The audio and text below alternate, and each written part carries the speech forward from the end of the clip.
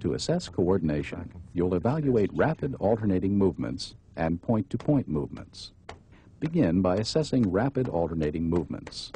To assess the arms, show the patient how to move his hands. Observe the speed, rhythm, and smoothness of the movements. The patient's dominant hand may be better coordinated. Using your right hand, I'd like you to Now do ask the this as patient to rapidly as tap you the can. distal joint of his thumb with the tip of his index finger as rapidly as possible. And the other hand? Again, observe the movement's speed, rhythm, and smoothness.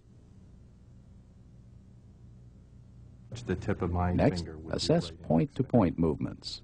I'll touch Do your this nose. several times, Go back and moving forth. your finger so that the patient has to change directions. Observe the smoothness and accuracy of pointing. Clumsiness and overshooting with this movement suggest cerebellar disease. Up, down, Then, with your finger in one place, and close ask the your eyes. patient to Good. point to it, raise his arm, and lower it to touch your finger. After several times, have the patient do this with his eyes closed. Inaccurate pointing with the eyes closed suggests a loss of position sense. Repeat on the other side.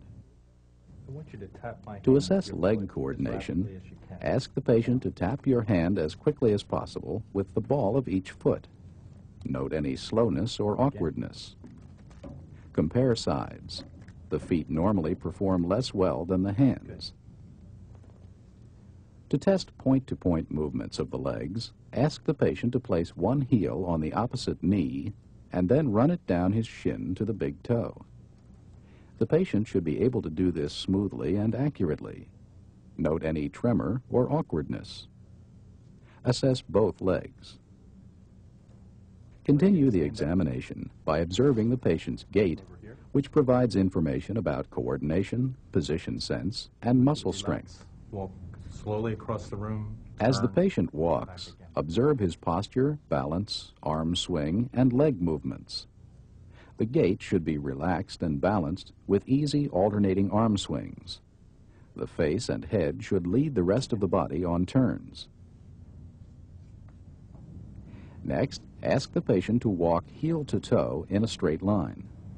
This kind of gait, also called tandem walking, assesses cerebellar function and position sense. Then have the patient walk on his toes to test the strength of plantar flexion, and on his heels to test dorsiflexion at the ankles. These actions also test balance. Next, ask the patient to hop in place, first on one leg and then the other. This ability indicates an intact motor system in the legs, normal cerebellar function, and good position sense. Good. Now I want you to stand just on your right Finally, foot. ask the patient to do a shallow knee bend, first on one leg and then on the other. Down.